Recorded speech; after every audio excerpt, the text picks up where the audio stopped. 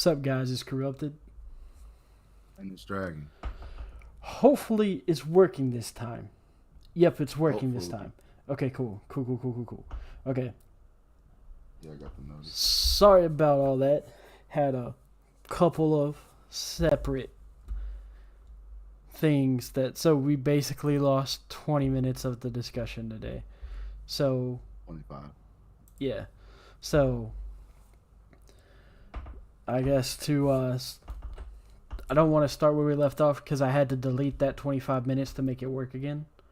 So, that's the only way I could make it pop up as like pop up like Even normal. at 25 minutes, like, it only got, like, my inputs on some of your stuff. Like, none of your Yeah, stuff went through. yeah. So I guess we just start from the top. I guess. Yeah, Man, most, I'm the so thing, mad at this friggin' OBS right now. Sorry, it's okay. it's It'll messing with happen. my We'll get it concentration right. now. But the things we can start with from the top is talking about, Dolphy and reacting to Luffy going Gear 4. That's pretty much Yeah, the beginning of the episodes. Him yeah, and he's like reacting kind to of jealous. Luffy's going, yeah, pretty much. Because last week we talked about how Dolphy implements fake flight in order to fly, versus where Luffy now is using compressed air, which is true flight, whereas Doflamingo has to use cloud coverage in order to project his direction. Luffy just has compressed air, and you see him react that way soon because he's the one that points out that Luffy's using the compressed air, and he gets instantly mad, probably the maddest we've ever seen him in the show up to this point or comparable. He's like seething, and that's what I think his awakening, Doflamingo's own awakening, was pushed towards his ego. Just seeing this in somebody who can actually contend him for the first time. Well, like we knew there were people that could beat him, but He knew it. like we knew like How everybody that easy. we're gonna run into from him on out could beat him, and he knew it. But he was just like, but I know who those people are, so it doesn't matter. But I don't know who Luffy is outside of like I've been keeping track after he beat Crocodile, Yeah, sort of like thing. 'cause the thing about it, like he probably looks at Luffy as like a nobody. Like, oh, Yeah, just some hot shot pilot who thinks he's all that. Oh, you took down some because he'll probably say you took down the weaker warlords in Crocodile and who else would have been? I think it's just Crocodile at this point, right? no, Buggy Gecko. technically, but yes, Mori. Excuse that. I I don't couldn't forget think of his Mori. name for a minute. I almost Yeah, called him Kage to Kage. Because the Yu-Gi-Oh card Kage to Kage is like a yeah, gecko it's a made out of shadow. shadows, and his name's Gecko Yeah, Moria. So that's just, and he has the Kage no Mi. So that's like, so in my head I just picture him as a Yu-Gi-Oh card. I can't picture him. hey, that's good though. That's good. But no, we see pretty much like Doflamingo is like he's not happy right now. Like he probably Oh looks yeah, at him like a no. nobody. He's only took out a couple warlords, nothing serious, and he ran up on the big dog now. And Doflamingo don't really respect or acknowledge Luffy's But also the ascension. thing is like, if Luffy beats him, he dies. That's the other thing. Like, if Luffy beats him, he dies. Yeah, his whole career just comes crashing down. But no, it's not just that. It's that like if he can't get a lockback on it, he dies because Kaido's Kaido's gonna gonna kill kill him. him. Hmm. Yeah, like Kaido's just gonna wipe him off the face of the earth. And So a lot of that goes into it. A lot of things because we talked about how big of a threat Doflamingo actually was. Because as soon as the birdcage goes up, you talk about the Marines who were already trying to control the city earlier on when the pirates and stuff got loose. Then it went from Doflamingo controlling with the parasite strings, making everybody kill each other. Then it went from when that stopped after Luffy, went Gear 4 and the Parasite String stopped. Now it went to everybody working together to try to stop the birdcage. And the second time we seen this, the only first time we saw was in Punk Hazard when they just worked together to get out of um, Caesar's clutches. Correct me if I'm wrong. if there was another time earlier than that where they worked together, Marines and pirates. Not But as a group, but like there was yeah, like where like Smoker worked with them, and then um, I want to say there's one more, but it's just like not in my head at the moment. Cause hadn't like happened yet. technically, Garp showing up to say hey to Luffy with Kobe and And Helmeppo. Water Seven. Yeah, like technically, but not really. You know what I mean? I mean, he did like try to take them out as soon as they left. So, No, he wasn't trying to take him out. He was pretending. yeah, but yeah, Okay, for he's the just like, I'm just gonna throw these cannonballs at you. You better get out of here, you dastardly little grandson, you. And we don't know it yet, but technically, Drake. yeah, that was a force. That was something I didn't notice on my earlier watch throughs. But yeah, you can I didn't tell, notice especially that. we learned these episodes. Like Drake's the guy that got away from the last birdcage. Yep. Is the kid that And ran his away? dad, his dad was the officer that Doflamingo killed on his hands and knees. I thought he was one of the pirate officers that got killed. No, he had his dad when they showed the flashback had on Marine clothes. Uh, then why was he with pirates? Then why was I Drake don't with the know. pirates? That's kind of weird. Oh, you know Drake's on the cover. Was he undercover then though? Cause he was like a fucking kid. Oh, I don't know. I gotta go look again now. Cause remember Because I don't remember. Drake and Law are like the It's the same Wallace age. flashback, right? Yeah, like at the end of these Yeah. episodes, it's that kid. Yeah. I'm gonna Cause look it at was like 13 years ago, and Drake. it. Yeah. Why does Drake look so much older than Law? Cause he is 33 years old. Law is like what? Law is not young. Law's Law is 23. like, yeah, he's older than Luffy. Yeah, yeah. So he was 20 at the time, but he looks like a 12-year-old in the back flashback. So he could have been Okay.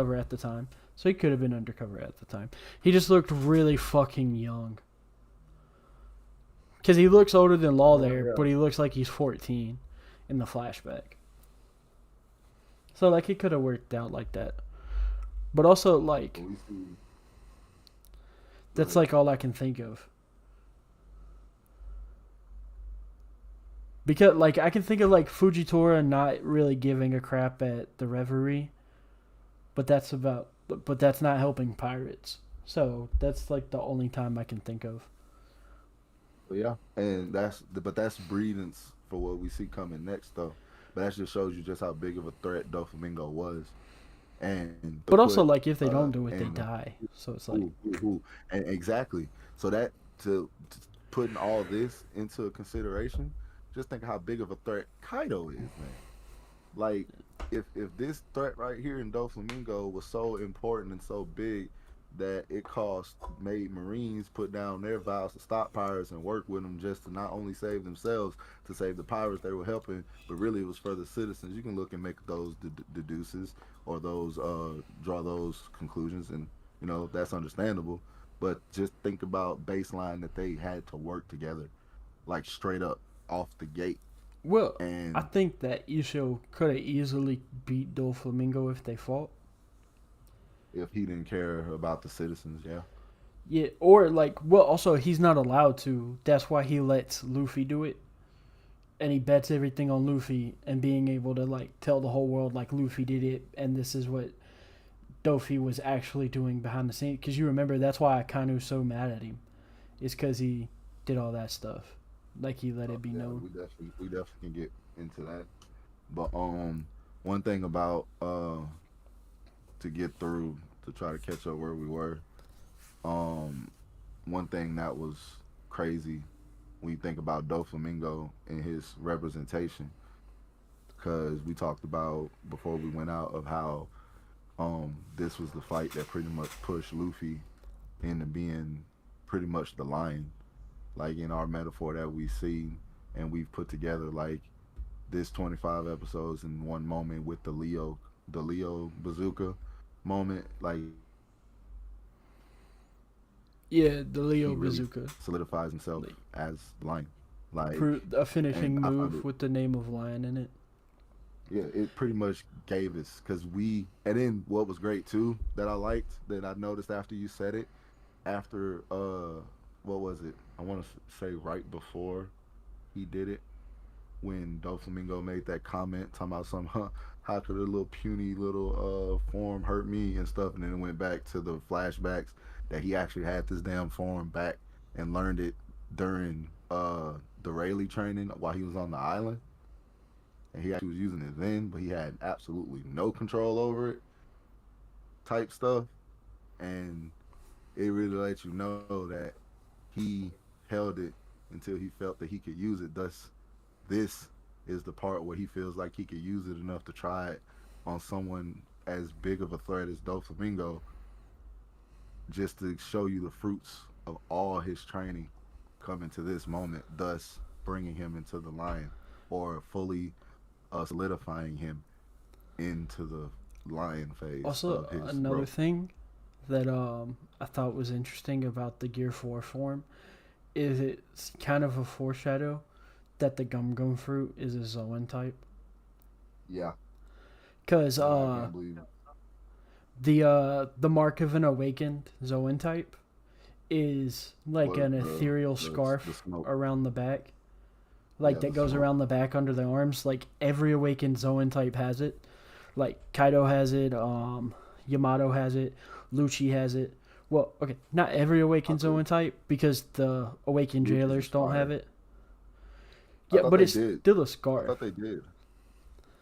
I was trying to find pictures of it and I don't see any with them having it. I tried to find pictures of it real quick when we were talking about it, Oh, but they all have like a type of scarf that goes around their I back know and up under Kaku the front has of their it. arms. Who has it? Kaku, Kaku. I'm trying to remember giraffe, who. giraffe guy. Oh yeah. I keep forgetting that's his friggin' name. And there's another person that the Gorosei have it too. When we get there, Yeah, they also have the yeah. like theirs is like made out of fire like Lucci's is, but it's like it's there. And what's his name? Weirdly had one too. I can't think of his name. You know, Anel, yeah, Anel had it too. But but Anel's could have just been because it looked cool. But I'm but that's, convinced that it was I ain't gonna actual lie. shine, like I foreshadowing think, that Luffy's is a yeah. Zoan fruit. I even think the bigger foreshadow of him coming back to the story. Like, it could also but we see like the picture because the thing that Luffy has looks like an incomplete version of his actual Zoan Awakened transformation, like of his Yeah, Gear 5. It looks like an incomplete version of it, yeah, it does. like But you can. I less think this is detailed and like, everything. when we talk about, when we end up looking back on this and actually end up like compartmentalizing all these moments into one. I think we'll actually end up like getting to the conclusion that when he popped Gear 4 out, he actually like awakened like fully, He like might, and started also his we awakening. see when he gets to like Snake Man that the scarf is more defined. Like it's And less you know like what? You know what? billowy This and a stuff. hindsight 2020 take. This is definitely a hindsight 2020 take, because you think about, if we go back and find out that he truly started awakening here, it makes you look at his Gear 5, 4 to 5, and it's like, bro, he calls his Gear 5 when he's fully free. And bro, I think Gear 4 is him still kind of in his roots a little bit, because he more inculcates his identity here in the Monkey D. Well, You also know, like if you think about it, like he's not that free putting himself in a big ass form. yeah, oh Like yeah, he oh restricts yeah, himself. So, but that's talk for like 300 episodes from now. I think, roughly yep. You, no, you're right. like 6 weeks away. We're gonna get there soon.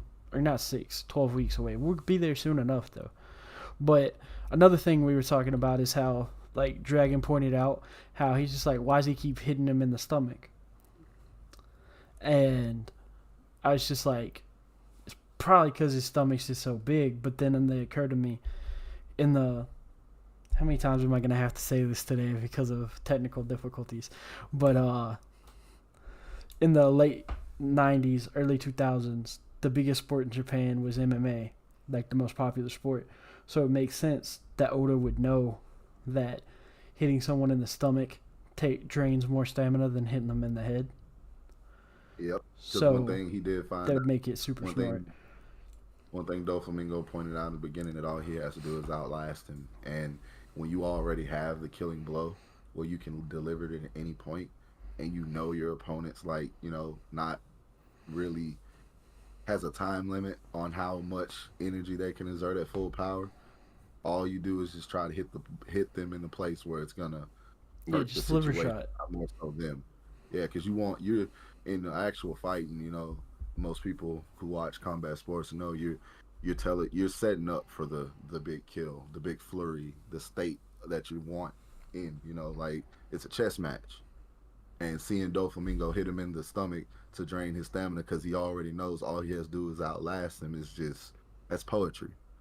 It's poetry in motion right there, literally in the choreography. Poetry in motion. Yeah, I just thought it was clever if that's the case, because then it's just like, ooh, boy, that's pretty smart. Especially when he hits him, like where he tries to hit him, he like tries to hit him in the liver, which is like the weakest part on your body when it comes to like a kick or a punch. Like, I mean, and when I say your body, I mean your torso, because obviously there's a weaker point. Yeah. On the body itself. But when you're saying body shots in the context of a combat sport, like, obviously it's it means the torso. But that's neither here nor there. But we you know, as the fight, you know, he lets the Leo bazooka and stuff go and all that. We start getting to the point where the citizens and stuff of Dressrosa starting to realize they got to get the heck out of there. You know how dire the situation is, because, you know, at the point now where we at, they don't really know that Luffy is the one that's fighting. They just know somebody's fighting them.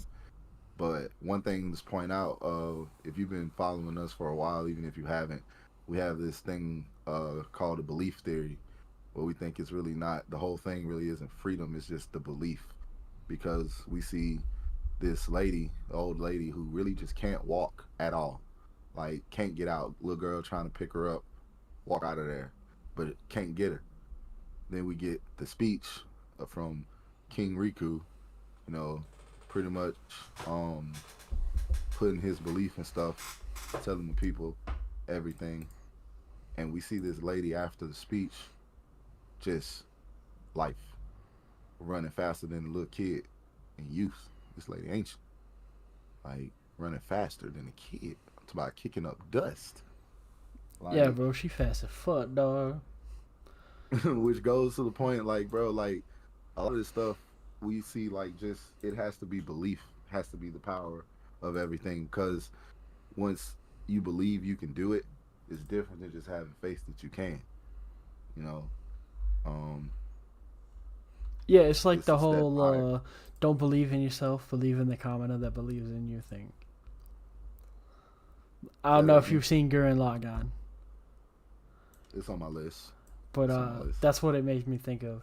Like, don't believe in yourself, believe in King Riku that believes in you.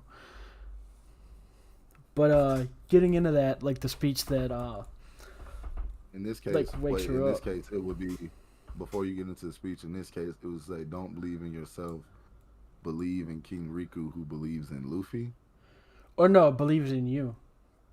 That so, like, the idea of that speech that Kamina gives is Kamina has so much faith in his allies that he doesn't want them to believe in themselves, because you can doubt yourself. He wants them to believe in him because he knows with every fiber of his being that they'll see it through. So, like, the idea is, you don't have to believe in yourself. If you believe in me, if you believe in me as hard as I believe in you, you'll get it done no matter what, is basically what the speech means. Get it? Because Like it's, exchange, I believe in almost. you with absolute certainty. You don't believe in yourself with absolute certainty, so don't believe in So just yourself. Believe in me having absolute faith in you. It's basically saying you doubt if you don't doubt yourself because you believe in me I and I get it. believe in you, so that means you shouldn't doubt. It's like a And comp. is Like he like the captain or like a he's like leader the leader. in the Yeah, leadership world? So yeah, that's like almost saying like you don't have to believe in yourself.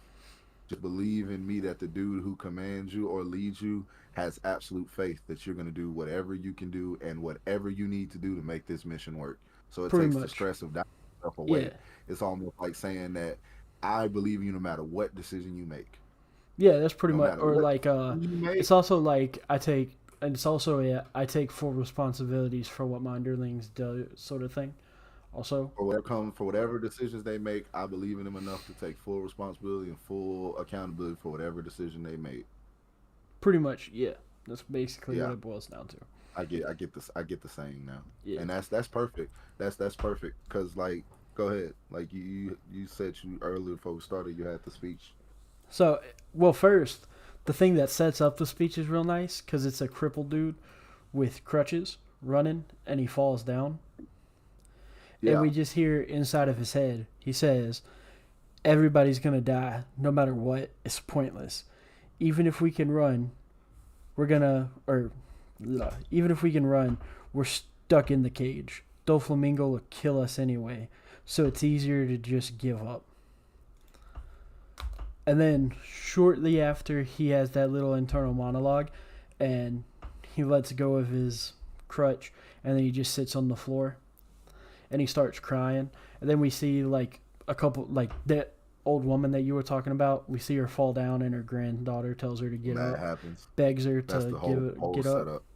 And then we see a dude stuck under a boulder and the guy give up Yep, to do it. And then we see a doctor and some nurses ask for some help getting the patients out because they can't do it by themselves. And then and we get that everybody little bit fretted of by. setup. Yeah, and everyone gives up and everyone starts crying and they give into their right as soon as they give into their nihilism. King Riku grabs a snail and gives Ricardo the up. third. And get his name is King Riku Dolda the Third. Yeah, King Riku Daldo the third. Oh, I thought you said Daldo. I was just like, what the fuck? Uh, but so I wrote down the entire speech. It's kind of long, so I apologize. But I think the entire speech is important because you got a lot of these people thought King Riku was dead, Yep, and before the stuff that happened, where Doflamingo made him look like a bad guy, he was like the most popular king in the history of Dressrosa. So the people absolutely adored King Riku, and in the last episodes, they learned the truth that Doflamingo was making him and his soldiers attack everybody because the citizens had to go through that same thing again. And they were just like, oh, that means King Riku didn't do it. It was 100% Doflamingo. So they learned the truth. So they wouldn't say it out loud, but they're all hoping King Riku comes back to save them. And so mm-hmm. he grabs the mic and hits us with a speech. A good ass speech. And here's what he says. He says, please listen well. It is I, former King, Riku Dolda III. As you can see, yes, because of the game the current King Doflamingo has forced upon us, we've been trapped in this birdcage with seemingly no escape. And to make matters even more bleak, the cage is rapidly shrinking, slicing everything in sight. This was thrust upon you so suddenly. I'm sure your emotions could barely keep up. And now, your struggle to survive and protect your loved ones. This may feel like a nightmare, but it's quite real. And this tragedy did not just begin today, because for a whole decade, Dressrosa was already a birdcage, and all of us were being held inside under the impressive reign of pirates. For 10 years now, we have been puppets, constantly being manipulated by the strings they pulled. Such has been our reality, but soon that is going to change. The feared Don Quixote family, whom we believed were unstoppable, have nearly been eliminated by a group of mighty warriors who only happen to be passing through our country. None of the executives are left standing. The final obstacle is him, the ruthless tyrant who has Dressrosa under his thumb, Doflamingo, and the brave souls who are doing battle with him is Luffy, one of the Straw Hat Pirates. I believe he'll save us. He'll destroy the birdcage once and for all. Having been dethroned, I feel utter helplessness now. All I can do is stake the fate of my beloved kingdom on some pirate I barely know. However, I must remind you of one thing, that win or lose, it'll end in mere minutes. So try to survive until then, no matter what it takes. Our dear country may be crumbling, but I cannot allow you to go down with it. I implore you to keep running, even if you run out of breath or your legs are broken. For a few minutes, please try to survive. There's still hope for us. That is why you mustn't surrender yet. So, there's a lot to unpack in that. Like, chef's kiss. So much to unpack in that. So, bruh, the first thing I thought off, about, man, let's talk about how humble he is, man. I gotta point that out, man. That man literally, like, wasn't even like, he know for a fact of the matter that he was not dethroned correctly. Like, he know that Doflamingo, it was a coup. All that, but he knows that the people lost faith in him, so he never once tried to, like, you know, tell the people that didn't deserve to have faith in him, because he knows that act that Doflamingo made him commit was so bad. Like, he feels so bad that he can't even come out straight up and say, I'm still your king. He accepts that he was dethroned. He accepts that he was uncrowned. Like, bruh, number one. Hey, for real, man. Like, that alone just get me when you really think about it. Then the fact, like, bruh, the people, the aspect of the people just hearing that this man back and what that did for them. Yeah, but, like, so the big thing that I thought about when I first heard it is I didn't even think about it in the context of One Piece. And people are going to be like, oh, that's weird. That's weird that you didn't think about it as happening in One Piece. But it's like, because, like, it's such a succinct metaphor, right? Because if you think about it, like, just, like, outside of the context of One Piece, like, he's just like we've been trapped in a birdcage, seemingly no escape, and it's rapidly shrinking and slicing everything in sight, and you had no choice but to be stuck in it. Like, that sounds a lot like life if you think about it. Of course. Like, you don't get to choose where you start. You don't get to choose any of that stuff. You're just stuck in a cage that's slowly shrinking because you're slowly dying, right? Like, you're slowly dying. And then all you do while you're stuck in the cage is struggle for life, like struggle to help your loved ones and just make it through it. And then, like, it can feel like a nightmare, but it's real, and it can feel suffocating and all that stuff. But then you get to the part where it's just like, and we were saved by people just passing through our country. And then you can look at that if you're looking at it just as the metaphor for, like, how life is. You could see the warriors passing through, or just, like, the people that you happen to befriend along your life that make it better, right? Like, because they're just passing through, but then, like, something happens and then they stick around, just like what happens with the warriors that are passing through the birdcage in Dressrosa. Like, they help you stop it, and then there's the main thing that you're trying to conquer, which Doflamingo would be the metaphor for, because we've talked about last episode how Doflamingo's probably a metaphor for Lucifer. so it makes it fit even better. That the final obstacle you gotta overcome is Lucifer, which is that dark part of yourself that makes it where you can't live life how you want to. And then, Ooh, yeah, and then it's that's liaison. and then it's saying Yeah, just survive, make it through, fight through, because it only takes a little bit to get out of it. And and that's I just thought, exactly what we see. yeah, That's I just exactly thought what that we see. was super cool. Like if you like And then outside nah, the go ahead and context of dig One some more. Piece, Don't like stop. Don't stop. Keep going because you said it. When he just like how you said it's metaphor for life. What is it when he talks about how he has to rely on a pirate that he doesn't even know? In life sometimes we have to rely on a pathway that we don't know the destination to in order to get where we're going. A lot of people don't know how they're gonna make it to Sunday sometimes. Like, you know what I'm saying? We know every Sunday we coming to this, but sometimes man, some people don't know where they gonna make it at. So just following an unknown path and hoping the destination that you following gonna come into one that you want. That was another metaphor too.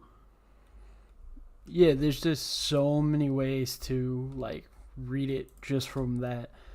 And then And how there's he the said, keep fighting. It's like go ahead. it's almost like Riku's like that little voice inside your head when you're down and depressed and stuff like that.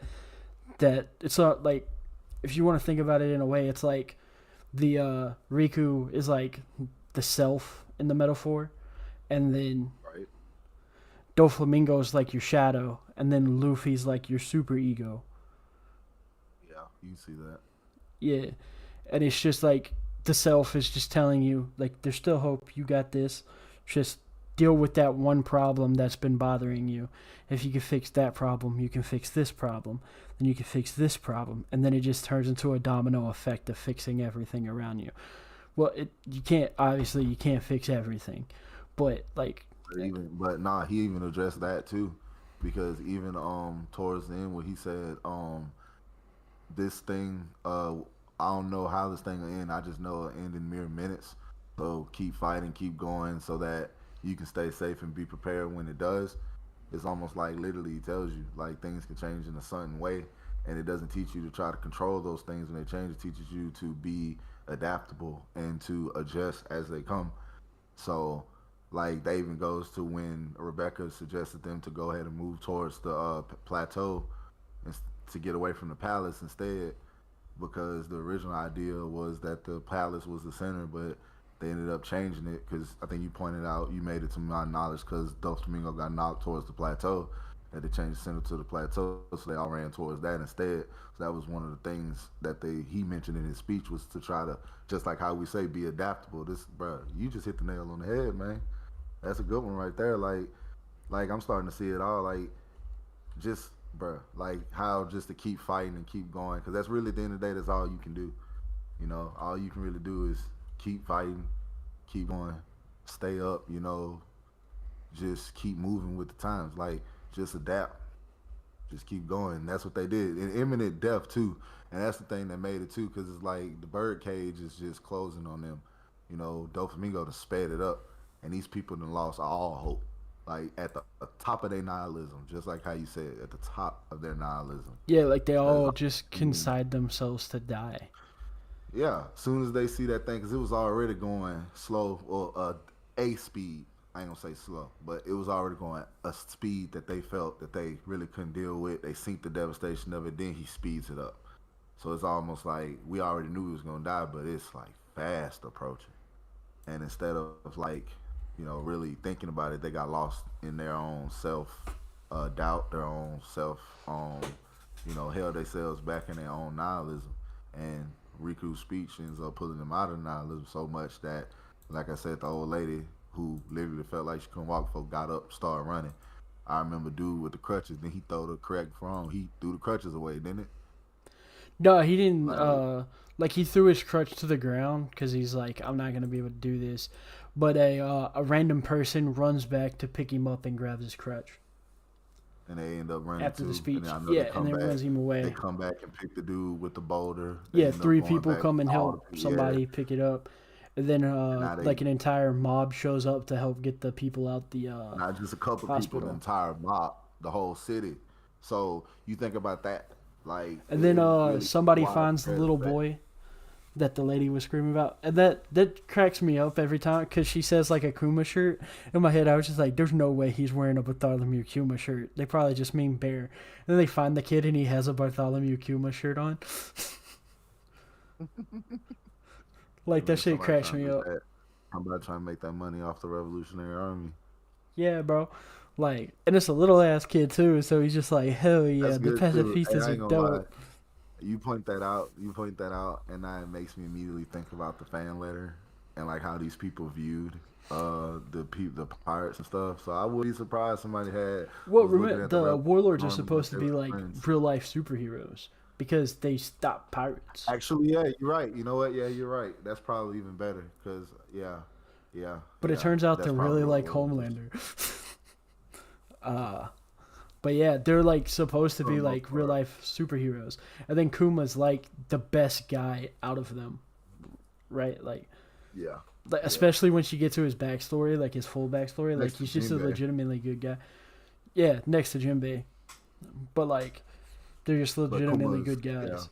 Kuma got it. So it Kuma makes got it sense for that sure. somebody's wearing one of his T-shirts, and it But probably it's makes the crazy though. government money. Maybe it's. But when I think about it, like the fan letter probably got inspiration off stuff like that. Even though I wouldn't be surprised if it came completely spontaneous. Well, But also to see extra Bartholomew is stuff probably in there based like on that, fanboys. yeah. Bartholomew, like especially when we see a ship, like it, Bartolomeo, yeah, yeah. like it looks like a bunch of stuff like people would have said like if I had a pirate ship, this is what it would look like in a fan And letter.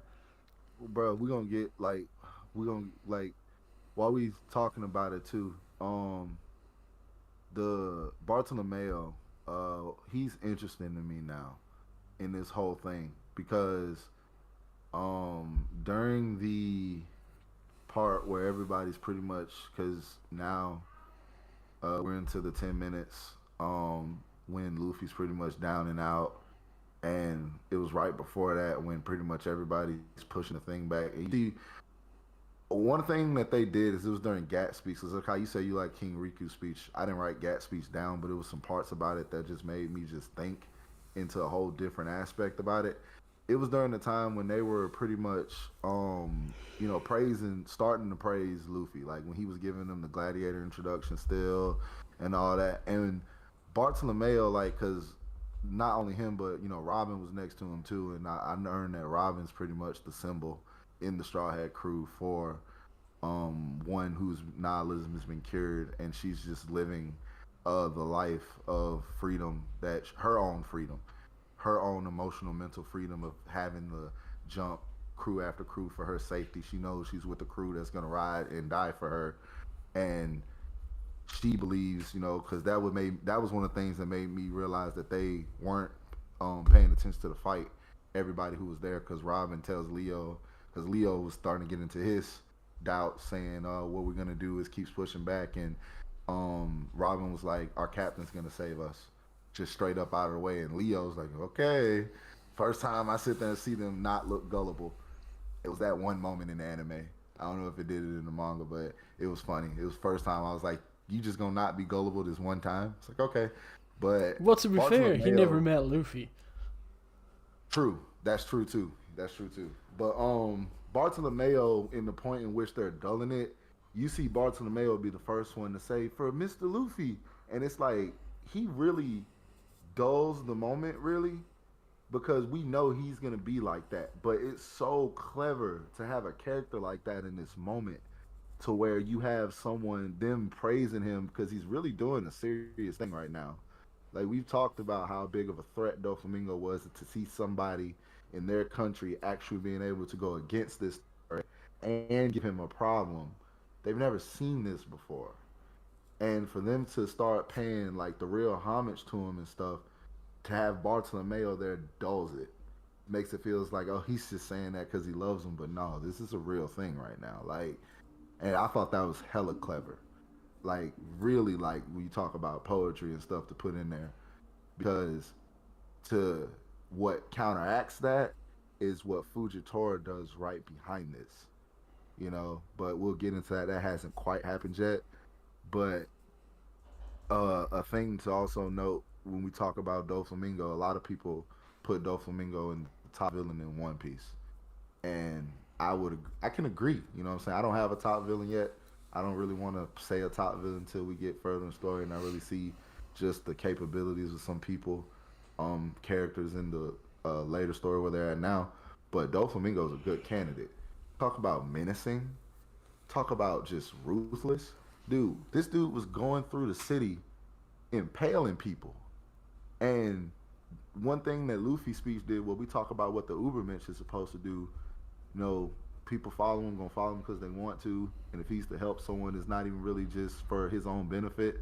Like, bruh, everyone down there had literally, after that speech that Gats gave, was literally like, went from just like how what Riku's speech did for the old lady and the people in the city, Gats did it for the warriors and the people are fighting. Because Doflamingo was walking through that city, everyone was running from him. Gats, Luffy's out here fighting for us, believe in him, stuff like that. Now these people are fighting Doflamingo, and Doflamingo walking through the city and paling. Well, everybody. remember before Left, the right, front, center. speech is the where Gats takes Luffy on his back, and then he and gives the start running. speech in the last Yeah. like 2 minutes because he's trying to distract Dofi from Because that whole fighting point, Luffy. yeah, during that whole time was when Luffy was telling Gats about all the stuff, and Sabo comes up with Jesus Burgess, whichever way you pronounce him, and yeah, nah, Sabo is I saw Sabo a comment, fucked that man up. I saw a conversation once where they were saying Sabo really didn't do anything during Dressrosa, and I'm like, hold on, like I'm starting to look at it like now Sabo did a lot. Like Jesus, like Burgess was actually a bigger threat than people try to let him out to be, is what I see in these conversations, that they've diminished Burgess's threat. But Burgess was really on nobody's side. He's out there for himself, and that was the biggest threat that Well, probably was remember, looming. he was on his own side. the He time. wanted to steal the gum gum fruit Yeah, from Luffy. exactly.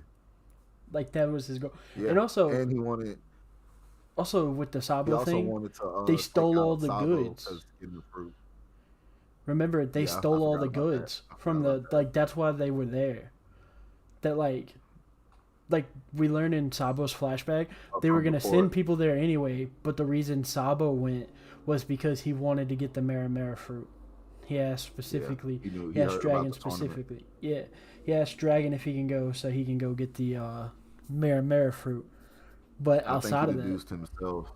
I think he deduced himself that Luffy was going to be there too. yeah. Like had a high likelihood There's of being there too. He just deduced it, like just guessed it. well, if I educated was him, yeah. If I was him, if I heard about the Maramara fruit thing, there's a good chance Luffy heard about the Maramara fruit thing. So that, like in my head, I'd be like, so Luffy's gonna be there. Okay, good to know. You know what I mean? But Like that's why. Sabo's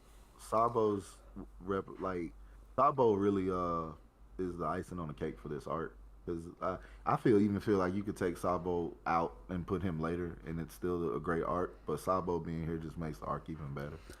I think my taking Sabo out takes most of the like emotional impact that we get from the arc away, cause like Especially in the Coliseum where we needed it the most because it was in the beginning of well, the it's arc. not just that. It's also also just like doesn't show how anti-government Isho is without Sabo too.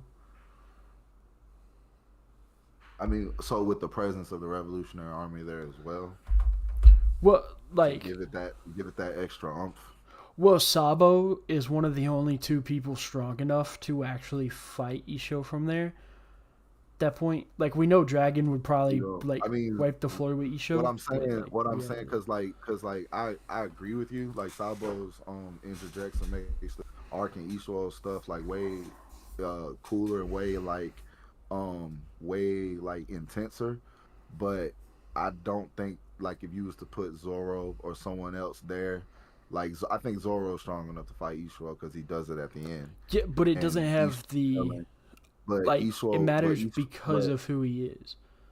But I know. That's why I agree with you.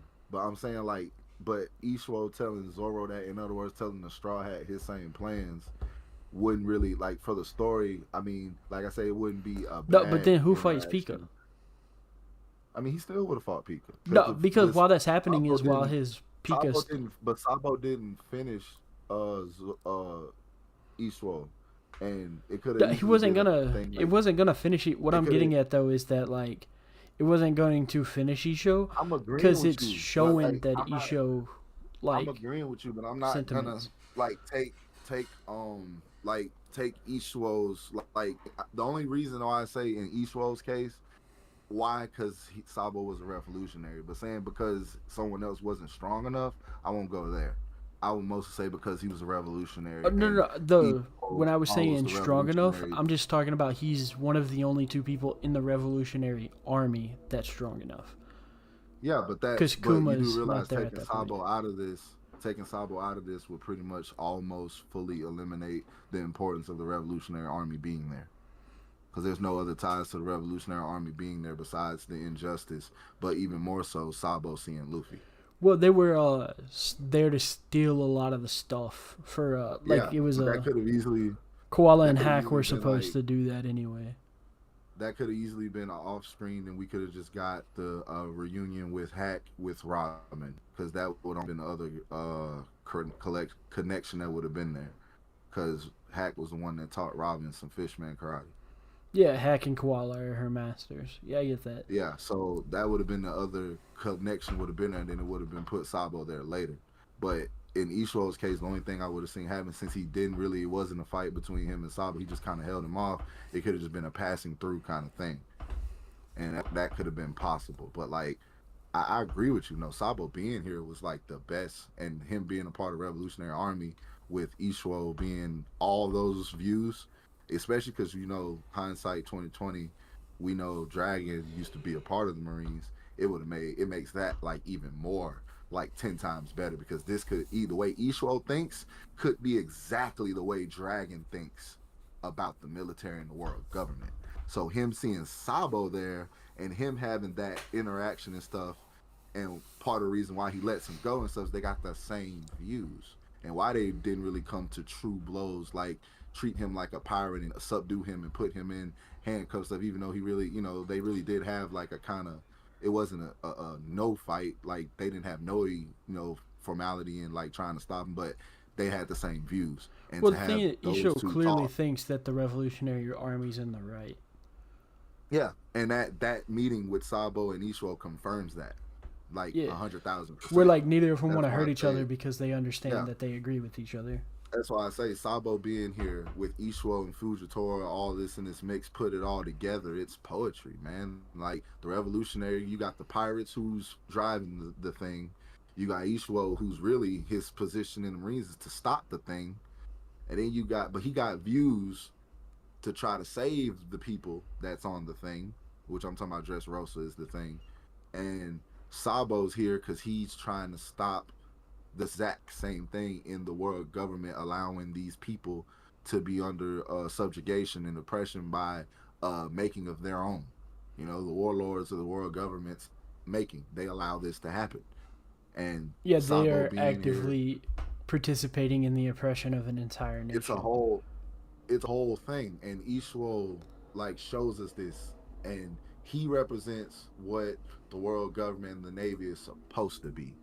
You know what I'm saying? Like, not what they appear to be, because up until this point, we've seen examples, but this is the first time we've seen an address about what they've appeared to be versus what they're supposed to be.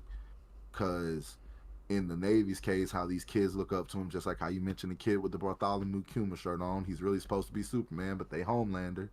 You know, they Mm-hmm. appear to be these people of benevolence, of righteousness. The pirates are just bad to the point where they done did some freaking the boys stuff. Got these kids with these shirts on stuff, but Kuma's an exception. We know that, hindsight 2020. I say that a lot. I'm sorry if y'all get tired of it, but like just knowing that just puts everything into a bigger perspective. And the Ishwo to take the route literally in this arc, in these times, to say, you know what, F this, we're wrong. We allowed this to happen. And it's I'm gonna do my job up until the point where I shouldn't do my job no more. And we see that. And I loved it too when, like you mentioned, the Kainu earlier. I don't know if it was in this one or one of our technical difficulties this Technical morning. difficulties. But yeah, Akainu freaking coming at him, telling him why you did all this, why you didn't go through protocol before you did this. He literally tells him because I feel if I would have went through protocol, we would have had the same outcome. It would have been a very different outcome. Yeah, And he said there would have been a owns it. very different spin on what happened here. Yeah, very different spin. He knows they would have lied about what happened. He knows, and he knows that that's not the way to go. So he fuck you. And the thing that's crazy, I'm starting to realize now, and it just hit me. The world government is just a shitty ran job. Y'all ain't finna get rid of. If y'all had enough people to just jump at the admiral position, like y'all didn't just lose one of y'all top dogs to become a pirate, y'all would have got rid of Fujitora. But y'all man down. Y'all low staff right now. So Fujitora can break as much law as he want to, and he'll just get suspended because y'all need people. There ain't nobody else gonna be strong enough to be an admiral because y'all need to keep. You see how he needs to keep the what do you call it, the balance of power. He needs to keep that. So that's the whole thing. He get rid of the warlords. That's what he was going at him about, the balance of power. So if you was to fire Ishwar right now, you mess yourself up even more. So just let you know just how much power Ishwar really just showed that he just did to them. He really got them by the balls. Excuse my language. Like he got literally the Navy by the balls because y'all can't fire me. I just got rid of the warlords, or about to pretty much get rid of the warlords. Well, like it's not even like I think it's a little bit more than that. Like Yeah. they can't fire him for multiple reasons. Cause remember he was inducted into admiralship, if that's even a real word. But I'm gonna pretend that it is because it sounds nice. By the World Government Service Lotto, like the lottery. That yeah, cause isn't he from like Wano? I His think backstory got released recently. He has one. It doesn't say he's from Wano. Say he's Wano ties, yeah, which makes sense. like he's from a place that's like based off ancient Japan. Real quick, where is Isho from? Have we gotten the actual thing? His SBS, yeah, his SBS is out. Yeah, or like, have we gotten a what's it called? His Viva card yet? Yes, it was the recent SBS too. Okay. Yeah, then I'll have to. He's 54. How tall do you think he is? Real quick. Was he like 8 something? He's 8'10". Yeah. What the Yeah. fuck, dog? But about that is he was Yeah, his past is pretty. he was Is what I've like heard. forced to join as the thing as a to become a. He's from the Awa Kingdom or Aoi Kingdom.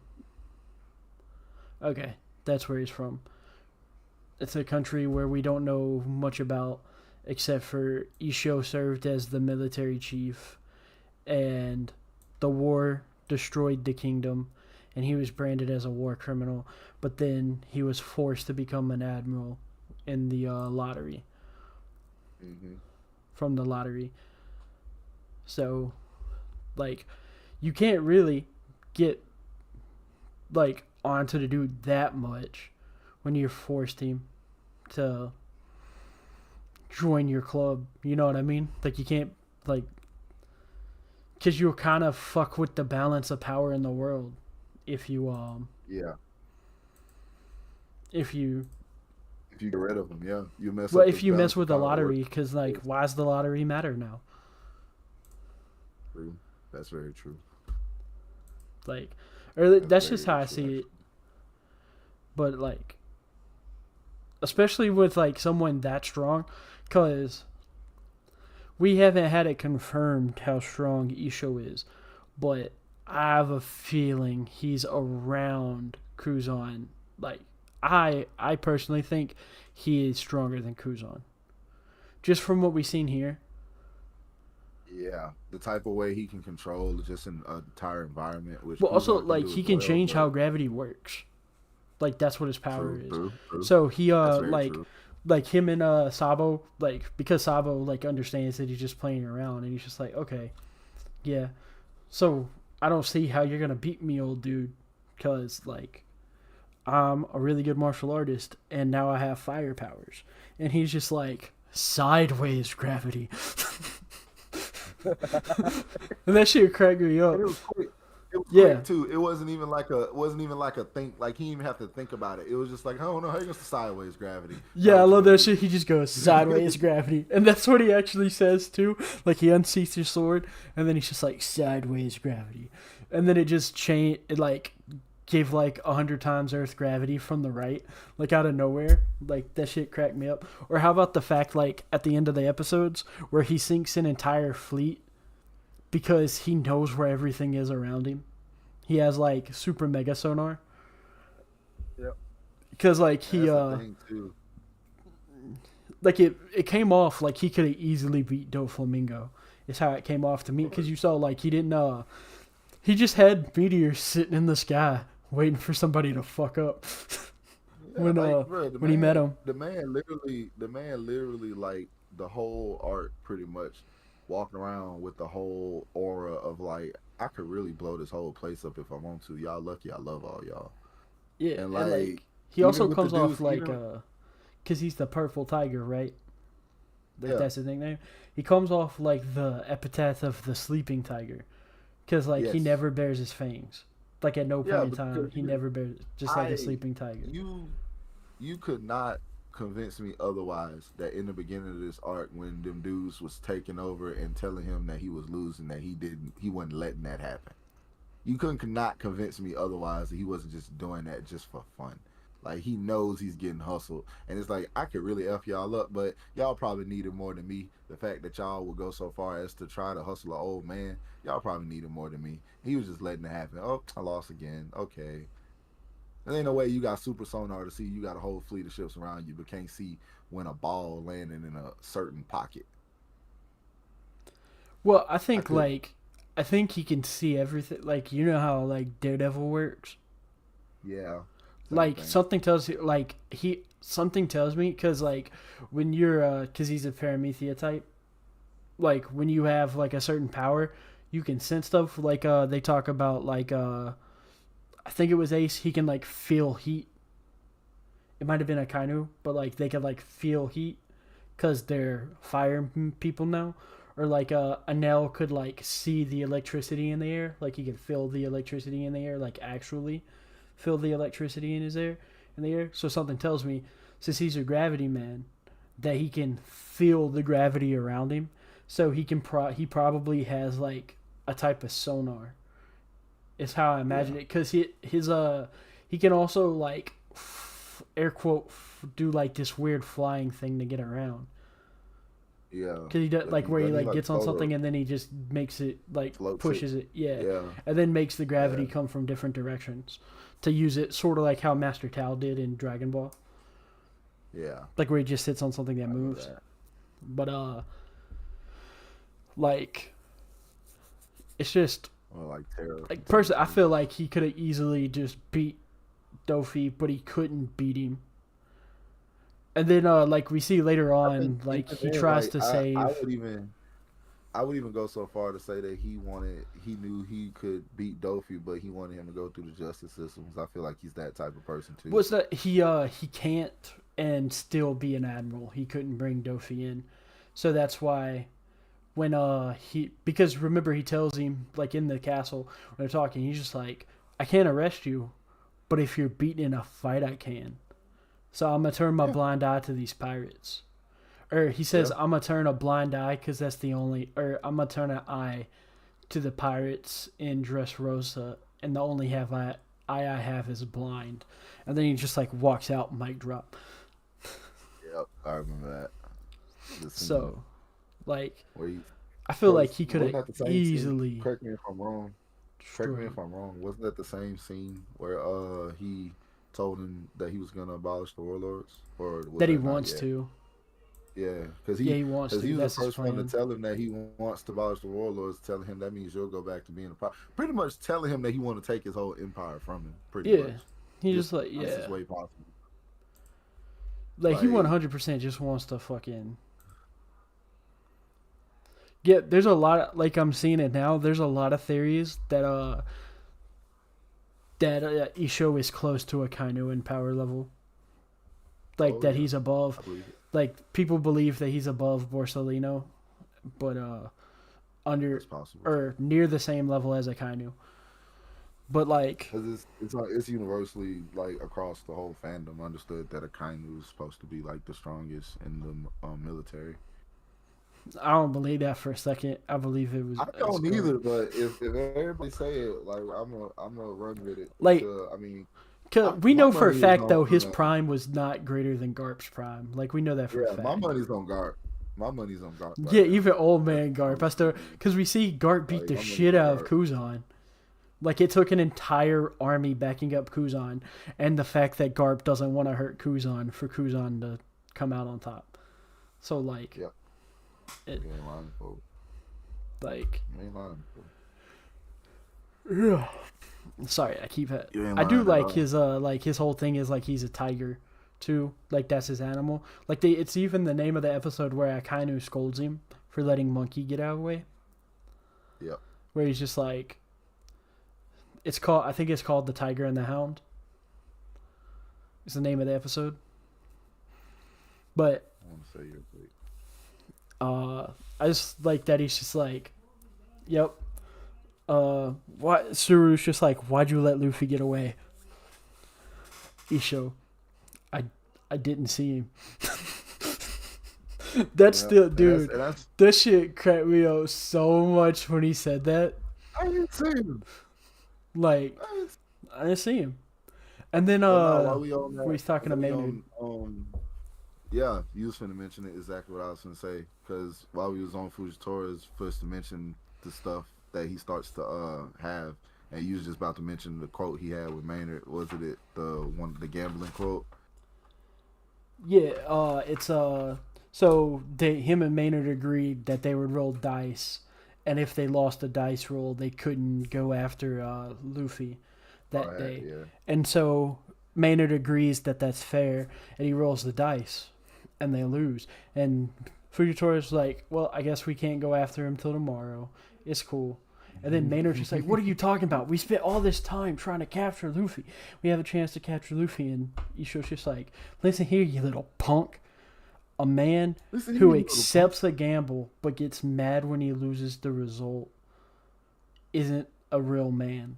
And then it's just like, oh shit. Like, you just got told off, my brother. Like, Matter of fact, I think that was what he probably did back in the thing. Goes back to that. He just said the fact that he lost, didn't really question it otherwise. But it's crazy he used that logic. And it's just even here, like to see it even here. Like that's crazy. like that shit cracks me up so much. They just like, yeah, you're not a real man if you're gonna go back. Like, you already made the deal. You're not allowed to go renege on the deal because you lost. That's not how making a deal works. That's some pushy shit. He shouldn't have even made the deal in the first place. If he felt so convicted that he had to go chase Straw Hat without making that deal, he should have went ahead and stayed convicted in his deal like a man on his own 2 feet behind his deal or his convictions and defended them to the end of his days. But no, he wanted to jump and make the deal to try to think, there's no way that it's not going to be, or I'm not going to have this outcome that I want. And then you don't get the outcome that you want. But then you try to renege on it. You should never make the deal in the first place. Don't even forget, like, the hardest thing he says in the entire arc, though, is right after the battle's done. In front of a bunch of video cameras, he walks up to King Riku and says, the force responsible for letting that vicious pirate hold official reign under the authority of the warlords of the sea system is none other than the world government. People of the kingdom, people of the royal family, allow me to most humbly apologize on behalf of the government. And he has his entire fucking chapter bow down and kowtow to King Riku, and then he says, we have done you a terrible disservice. And it's the thing that made him, he is now officially banned from Navy bases for doing this. Yeah, and they got that was the headline that they put on the newspaper, that he pretty much bowed down, the military bowed downs to King Riku. And it was like that was the whole thing that brought the Akainu conversation we talked about earlier up and made him pretty much tell him you know, that it would have been spun. The story would have been spun if he would have followed the protocols and took it through HQ. And that's, bro, like Fujitora, like pretty much, like was the hammer of change that the military was getting. Cause I ain't gonna lie, the military up until this point when I first watched through, I remember like I was pretty much fed up with the military. Like at this point, like it was already bad enough that y'all uh allowed Caesar to have the kids and stuff under y'all's nose. Cause I ain't gonna lie, that junk was like that was stupid. like like the government allowed Caesar to have those kids under their nose and didn't even know about it during those experiments. Even so much to have the G5 or I guess that was the sword then. I think it was whatever the military was, G5, G4, G5, whatever that was Smoker was a part of with He's Tsushima. G5. Because Virgo's G5. was the leader before Law killed him. Yeah. And to have them come in and do all that and then to go so far as to cover it up on the inside of it, when all of it was said and done, yeah, I was pretty much fed up with the military. Then you know, Fujitora comes around and does this, and then it was a great moment for the story. And don't forget, Sakazuki, like, gotta give him credit. He goes straight to the five elders and just talking mad shit. Yeah, yeah, that's facts. It's like, what are you talking about? Like, how do you get manipulated by Doflamingo? How do you get manipulated by a mere pirate? Are you saying that there's someone above you? I guess you guys aren't as special as you thought you were. Ooh, Like that's like he throwing around like he throwing shade, dude. He throwing like more shade than oak tree. I know, dude. Like he throwing that shit. Like he not letting them escape or nothing. And then they're just like, calm your tone, stop being insolent. And he's just like, don't you think it's weird? Like he's like, and they're just like, what about Kuzan? Somebody that powerful got to leave and joined a pirate crew. And then kind of just like, that fool doesn't matter anymore. He's been gone so long that nothing can happen. And then they find out what Fujitora did with the elders. And he's just like, son of a bitch. And they send Suru.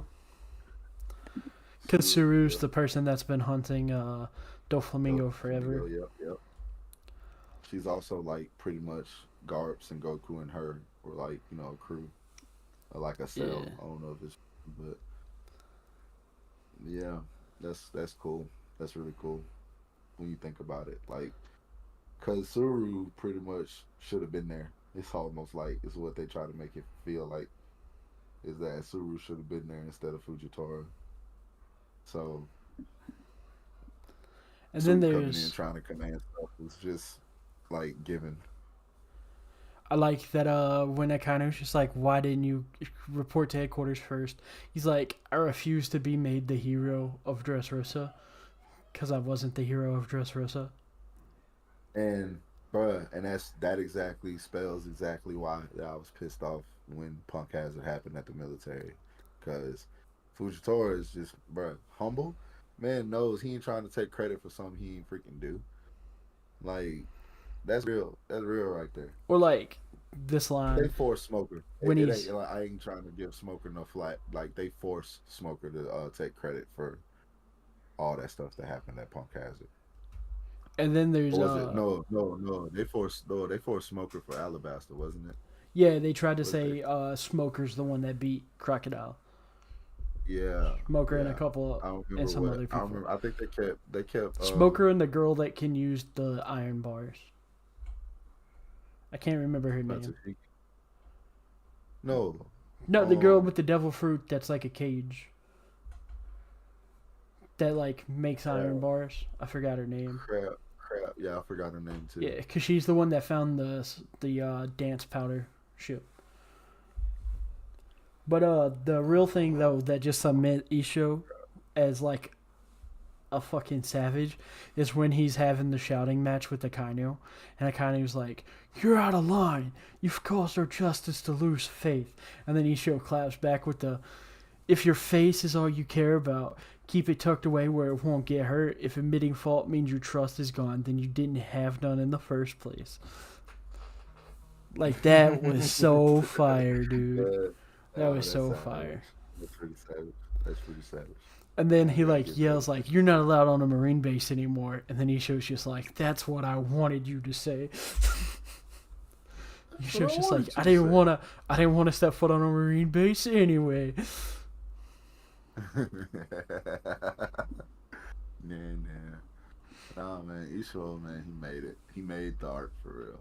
Like, and even when you get to the point, because there's still even more stuff to talk about. Even when we get to the point, Yeah, we gotta talk about where, Sabo's backstory. yeah, yeah, Not just because Sabo's my favorite character, but because it's actually a super important point to talk about. Because Sabo's backstory is just a metaphor for everything that happened in Dressrosa. pretty much, Like where like he even says like as a kid, pretty man, much, life in a with smaller nobles scale, is yeah, a but pretty bird's much. cage. Yeah, like he was like in his own personal bird Hmm. cage. Like he Hmm. even said like if you go back all the way to the Goa Kingdom stuff, like when he's sitting in his room, he's just like, "Man, it's like I'm trapped And in a that's bird crazy. cage." Bro, that's crazy because even when you think about it, because oh man, because every time he tried to walk out of it, he got cut, he got hurt in some way. You Yeah, know, whether and it that's be what he from his says. father, whether it be from, you know, his lifestyle, and then even when he put the actual effort in truly leaving, that's when he got quote unquote killed. Just like how the birdcage was, you really put if you really wanted to, you could really run out of there. No, you can't. You'll get sliced up. So when he tried to run out, really leave, he got killed. And but the death of it went further because even when you go so far as to look at when he didn't have his memory, he became uh it's almost like Luffy and Ace became the toys, and he was the one who didn't remember them anymore. So he lived his life as if they didn't exist, and he didn't have that backstory anymore. Literally, to the point that when Ace was pretty much the knockout of it was the domino piece, the first domino piece to fall that would change the entire thing. So that was the sugar plot, and when it got changed and all his memory came back, so they were no longer toys. He remembered everything. Then it was at the time when Ace was dead. So you can almost, bro, it's kind of crazy because I ain't even think about it. Like I said, we talked about the impact of that fan letter. Have you think outside the box? Like imagine you got turned into a toy, but the person who's one of your family who didn't remember you actually died in the process. And we saw from Kiros that they couldn't really shed tears and stuff like that, show real emotion besides like actually, you know, screaming and stuff like that. So when you look at that, like that's exactly what happened to Sabo. Ace died. His memory comes back. He's finally able to remember everything, but it's at the cost of him being dead. And he just comes to tears. He really just, you know, mental breakdown, everything. Now he's obsessed with trying to make sure Luffy's okay. He don't want to have that happen again. And of course, the opportunity with the Mare no Me and all that that forces him to go into the underworld. To well, he already there. He in the Revolutionary Army, but like, bro, you said that that is a metaphor for Dressrosa. That is that pretty much is Yeah, they set it like up a verbatim, long time ago too. verbatim. Like even if you sit there and talk about like the same stuff with coming back to like coming out of your knowledge, because even Sabo's backstory, you can look at the similarities between his and Law's.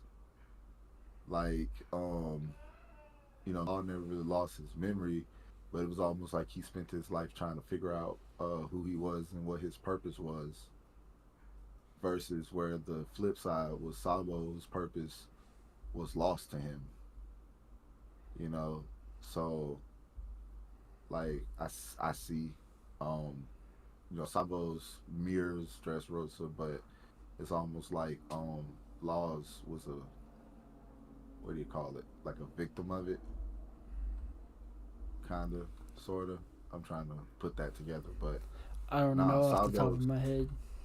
yeah, Sabo put coming in like really. That's so the easy even more is why I say I'll probably say Sabo's in this arc was probably just the golden piece of the puzzle. That one piece of the puzzle that's like the Hey, one, he said the thing. He said the thing. He said the name of the show. the We can one, go home now. the one, the one piece. But Well, that's crazy when you sit there and talk about that. Like it makes even more sense. Like why Sabo's in the arc, and yeah, I wouldn't want to take him out. No, I actually would not want to take him out at all. yeah, Yeah, at like the all. art gets considerably worse without Sabo. Yeah, considerably. And yeah, that's too strong. But no, you're right. I like that a lot. And we talk about that into the backstories parts. There's a lot of things that point, like because we see right now. I noticed in the uh Luffy versus Doflamingo when he was about to give him a punch. You mentioned it earlier. Um, Breathing is almost supposed to be like a free act. When you breathe, it's almost autonomous. I remember Luffy telling Doflamingo that seeing him makes him not be able to breathe. Yeah, it makes him so So angry that he can't breathe. yeah, and that goes back to what you were saying earlier about how Doflamingo had a chokehold on the country, which was even a greater analogy and metaphor in itself. But you talk when you see that stuff, I said it was like the exact personification of what the last man versus the Ubermensch is, which is the foundation for every fight going forward. Like, Doflamingo tells him like when he says he hates him, when he tells you not to be able to breathe, he said, "Don't hate me, hate your fate." He said you were born as a human, and it was designed for me to rule over you. I think I paraphrased that a little bit, but it's Yeah, close enough. Like he pretty much explains like the ideal thinking of the last man to the Ubermensch, like but besides also themselves. like in that regard though, remember if you remember, Dofi sees himself as a god, right? Because he was born Exactly. as a celestial dragon and he wants his birthright back. So he's Yep. basically a god. And the But Ubermensch is it's supposed to show you how to live in a world without a god. exactly. That's the whole point of the Ubermensch, is to show how you can build a moral Hmm. system without religion. Because Hmm. every other moral system is, but even an atheistic one is still based upon Enlightenment values, which is Enlightenment values or Christian values.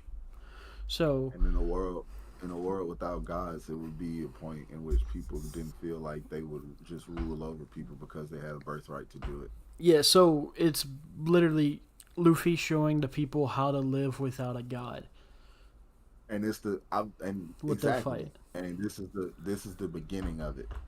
This I feel like this part right here, this arc right here, this fight right here was the true beginning of what we truly have to face going forward.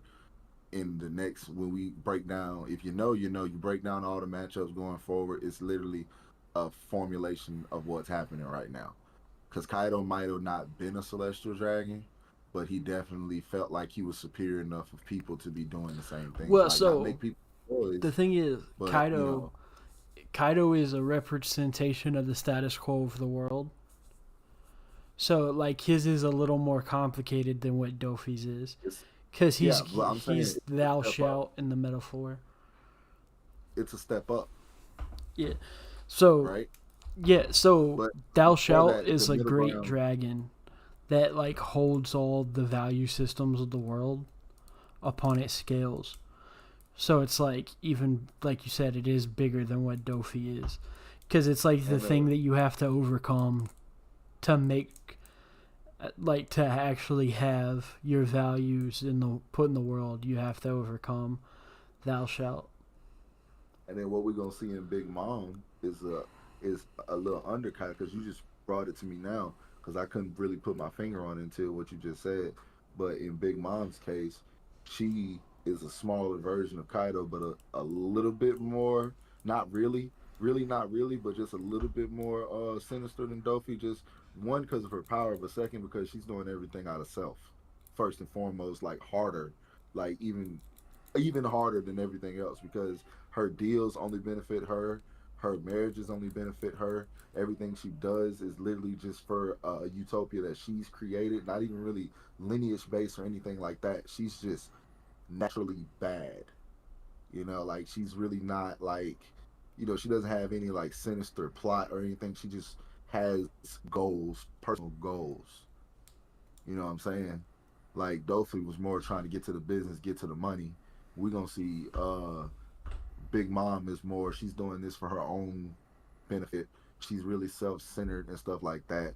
Versus where you get to Kaido, and Kaido is just like you say, way more complex on a different scale than what we talking about with these previous two. Like these, like that's the way I'm seeing it. That's where I kind of got it, the idea from where I saw Doflamingo's this fight right here being a small form, small foundation of the problems, the clashes in the fights to come when we talk about it, and it's really like last manish ideas versus the Ubermensch's ideas. But I mean, we see Big Mom is like a pit stop. She's really not like a clash of ideas. This is more like we just gonna fuck her shit up because she got these stuff she want to do, and I'm trying to get my crewmate back. And we get well, like she is a crash of ideals, just not the same ideals Kaido is. Yeah, not a full clash though, because if it was like that, Luffy would have fought her before leaving. You know what I'm saying? He would have tried to really run from her. But back to where we are in the story, though, we get the little bit of the like teaser for the next arc, if you can call Zoe an arc. It's like a little arc that leads into the next one. Like it cuts to all the crazy stuff happening on Zoe, and we're not quite sure what's going on because everyone's in trouble. But they fight a guy with seemingly devil fruit power. He has weird devil fruit powers, and Sanji kicks his ass. We learn later that it's a smile fruit user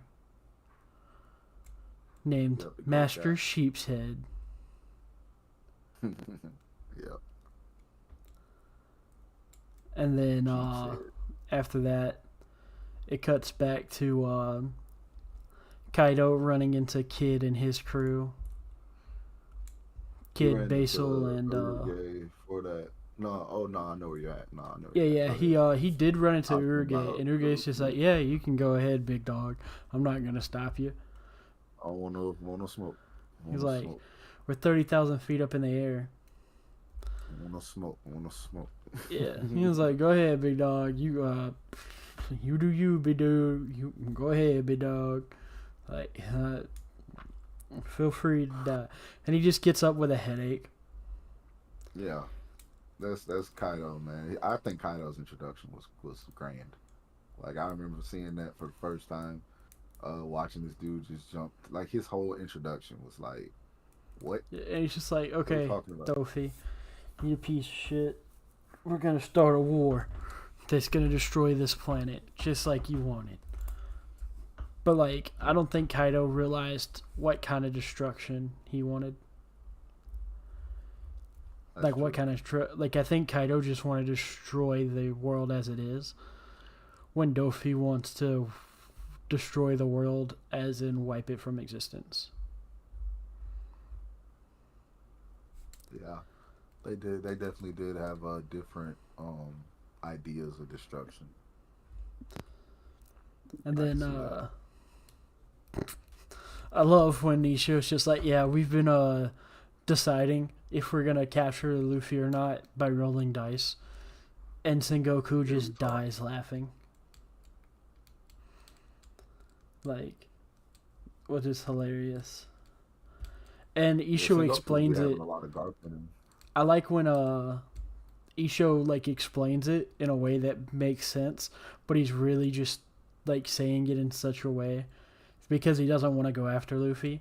He's like, You suppose a fella gets saved by the dice 2 days straight without having something on his side. This is day 3, no foul, playing this role. So he's like, I can't take a man in that there's providence not to take. Like when the universe is telling me not to touch him. You know what I mean?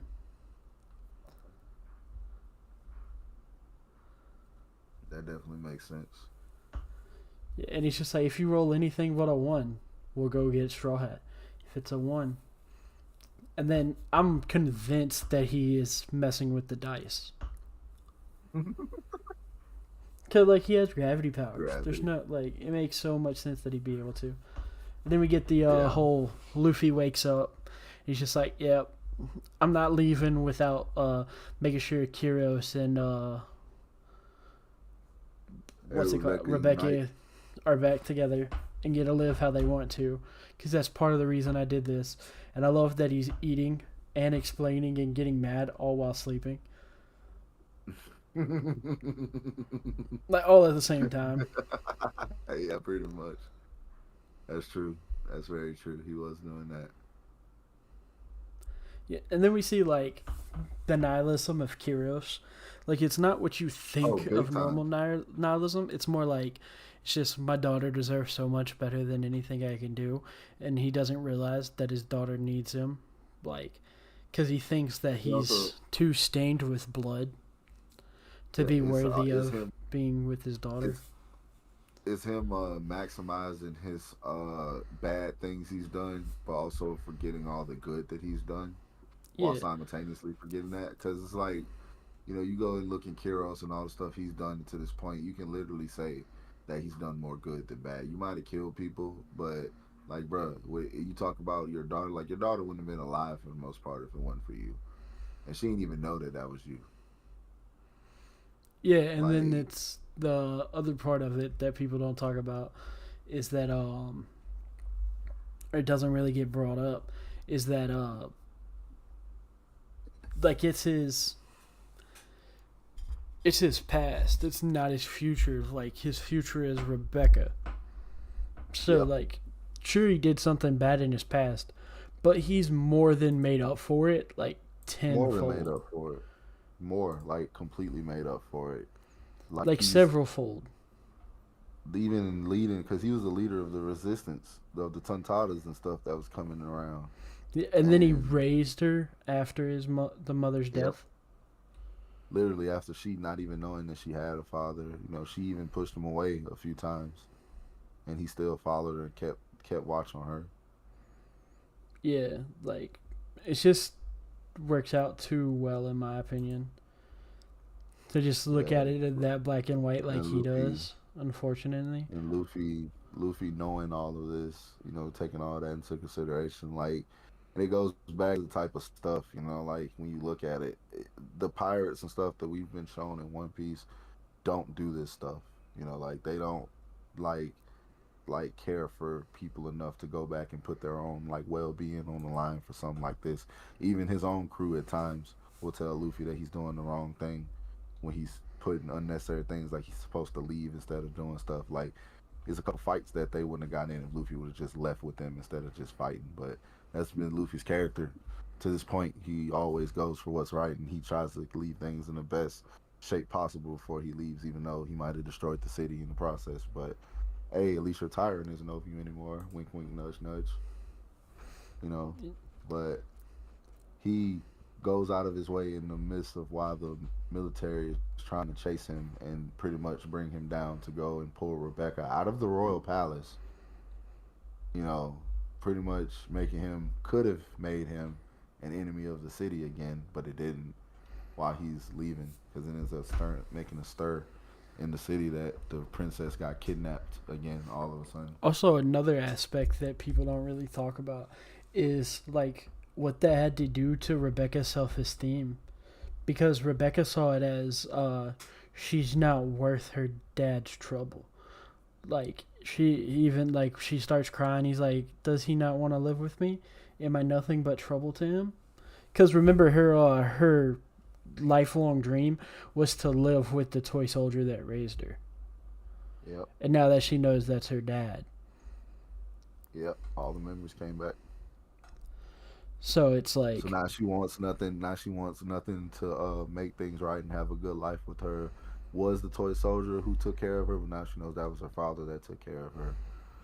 So it's back to when you talk about that's the last metaphor. I think probably the last example for Sabo's backstory that puts it to Dressrosa is how now he comes into the fray after knowing the truth that that was his brother that passed away, and he now has another brother to look after. He doesn't want to let Luffy go without knowing that he has another brother still around.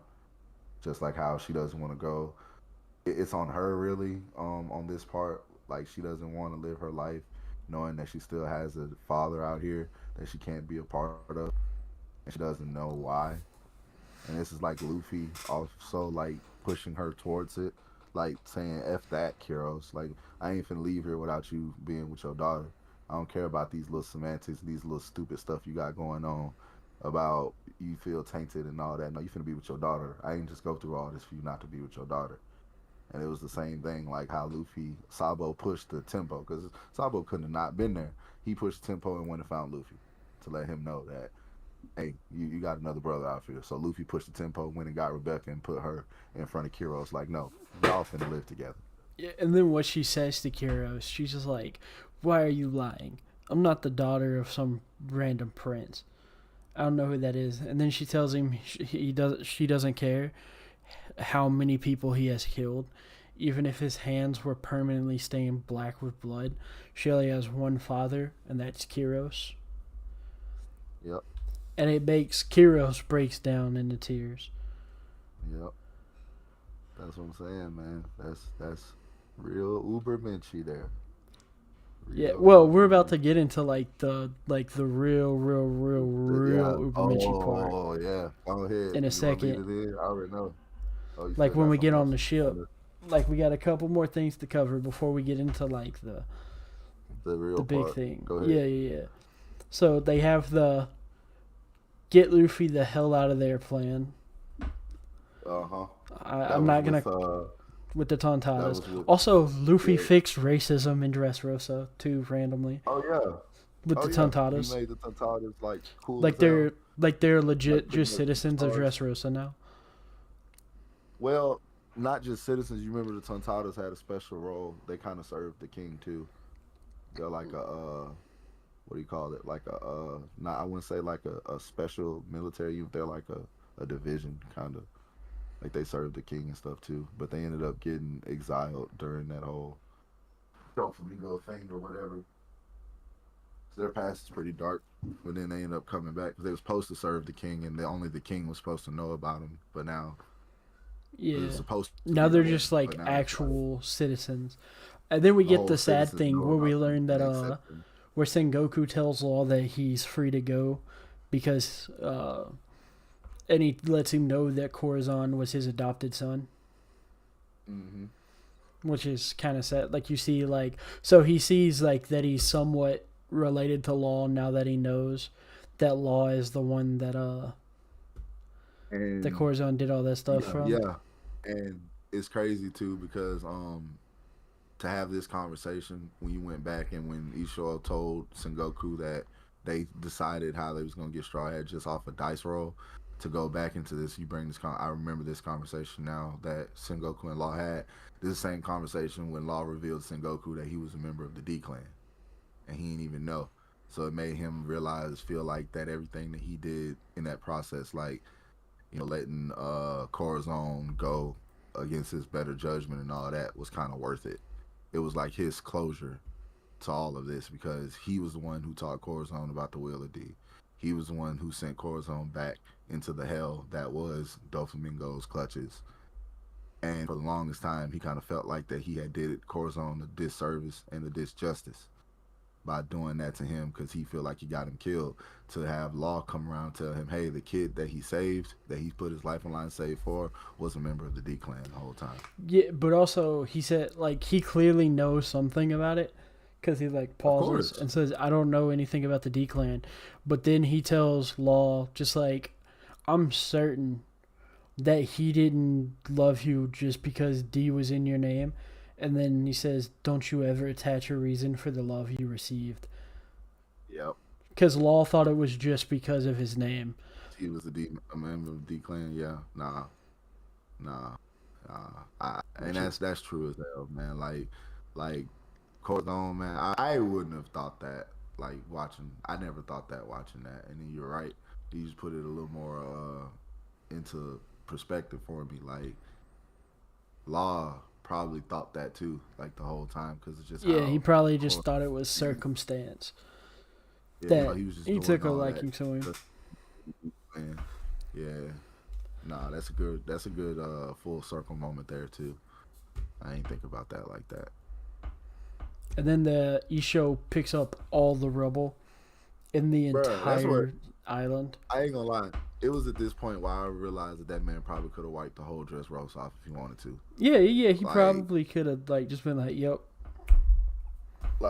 dog, he really took all that rubble, like literally turned the little scenery into like a clean slate and put all that junk in. He was finna drop all that junk on the whole fleet, like real talk. And before, because I know what moment you talking about, but let's just shed some light on like the citizens before you get into the point where you gonna talk about. Cause you talk about the speech what he gave with the citizens start running out there. yeah." And don't Or am forget I going too either. fast for you? Also, like how strong Isho is. He got hit. Sure, Luffy's like weakened, but Luffy hits him with a whatever the name of the giant fist is now. Not Thor's, but there's a name for it. It's not Grizzly Grizzly, Magnum. Because Grizzly elephant. Magnum is like a palm strike. But I think it's just giant pistol. No, elephant gun. Elephant gun. That's what it's called. He hits him with the elephant gun, and all it does is bruise his cheek. Oh no, I remember. No, you remember? Because this is the whole part that they was fighting, and Luffy kept telling him his attacks, like as he's throwing them, just kept saying, "I'm gonna hit you. I'm gonna punch you. You need to move out of the way." Like pretty much Yeah, he's treating like him like he's a dodge. blind man. He It's just couldn't. like, do you Yeah. recognize me? It's like he doesn't know that he's blind or whatever, so he throws a. But he hits him with an elephant gun, and all it does is bruise him, like bruise his face. Like it knocks him into a wall, but he just immediately walks it off. And then Luffy gives a good line about, "I don't care if you're a Marine Admiral or an Emperor. If I don't beat each and every one of you, I can never be the Pirate King." Yep. Let him know straight up that he ain't showing him no pity. Yeah, he's just like, "You old man." And then he's like telling him, like, "Here comes a punch and a kick, head butt," and all that stuff.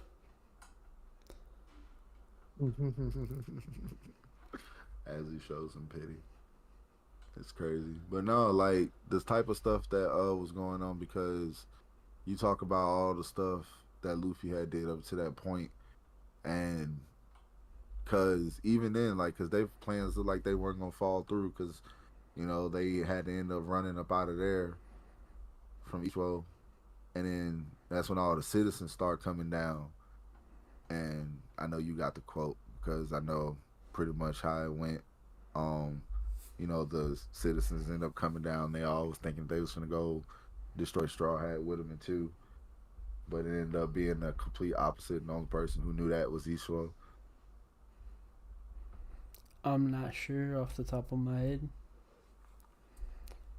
So when it was the one where he came in, they were all running away. This was when he had made the rubble get to his peak. I think he made it the ball, and he was gonna drop it, but all the citizens started running out there, basically under the mask that they was finna go do something because the Marines couldn't hold them back anymore.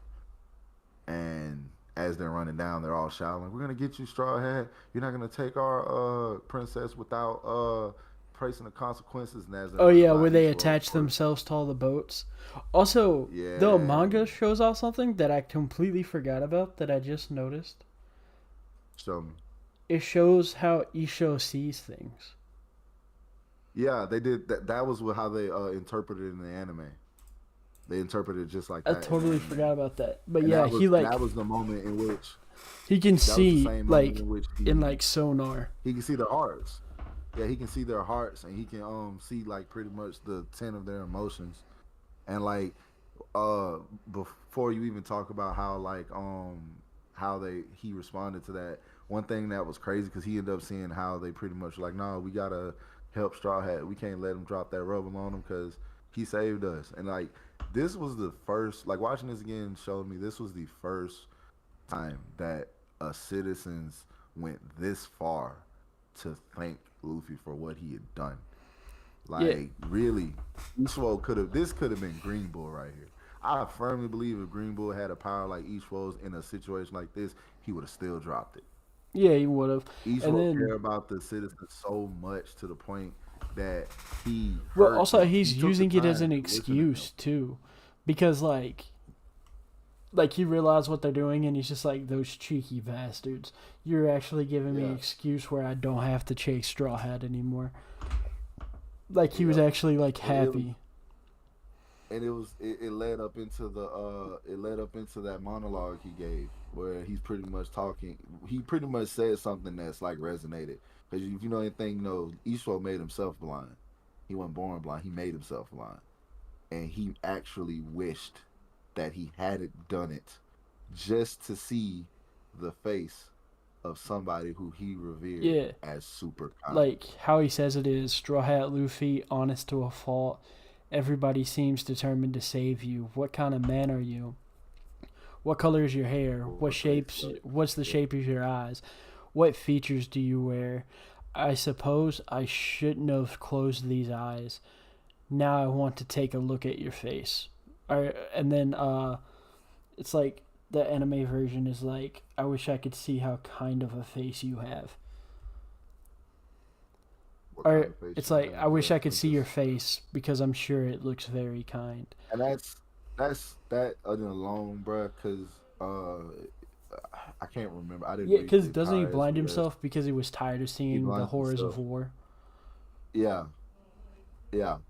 I think it was Couldn't along the stand lines of that. seeing the like what was happening to people anymore. Like he Yeah. grew so tired So of seeing death. it was once amongst the same kind of thing that Dragon ended up realizing and what Kobe I think is going through the same metamorphosis to start to realize. But seeing that made him blind himself and to go so far as to say he wish he hadn't done it just because of the imposing force of kindness that Luffy imposed on him. And when you really look at all the stuff, because like I say, the citizens go so far as to walk out there under that knowing that this dude could probably still drop this, but we gonna hope that he don't. And bro, like nobody, no people has done that level of like thanking before for Luffy. Like this is really like when we talk about him coming into the lion.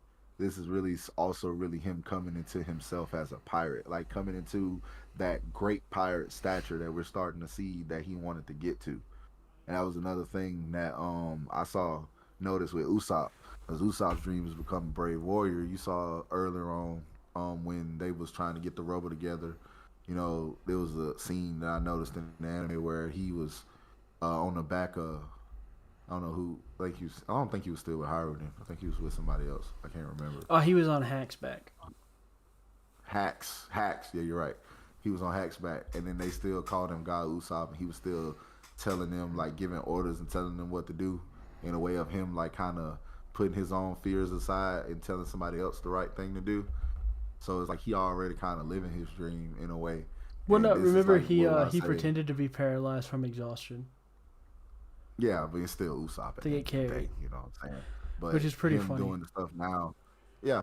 But him doing the stuff like that in the moment shows he has some level of bravery in him, even though he still is being a coward in the day. There's some bravery in there that he can still build upon. Because if he has none, bravery is one of those things. If you have none, you have none. You'll never get it. But to go in the moment and choose to be brave is a symbol of bravery. And if you can choose to be brave in a moment, you can eventually consistently be brave. You just have to build up on those moments. And that's what we see from Usopp. So it's like we starting to see because Zoro, I ain't gonna lie, after this fight in Dressrosa, Zoro could be easily considered in a contender for one of the best swordsmen of the world at the time for the feat that he achieved in defeating Pika. You know, but I think that's really the two ones that would probably matter. You know, Sabo comes out, Luffy comes out, but like like that's what we see coming into the line. You know, starting to come into that great pirate, starting to come into his own. That's what we're starting to see out of this arc. Off this stuff, off the way. The military is gonna start viewing him now in Ishwo, Fujitora, how he's gonna start viewing him now, how people of a country start to view him now. He ends up being this one event here ends up being the catalyst to change the world as they know it. This event here was a catalyst for the talk at the Reverie, because when King Riku wanted to step up later, spoilers to anybody, we gonna see that's when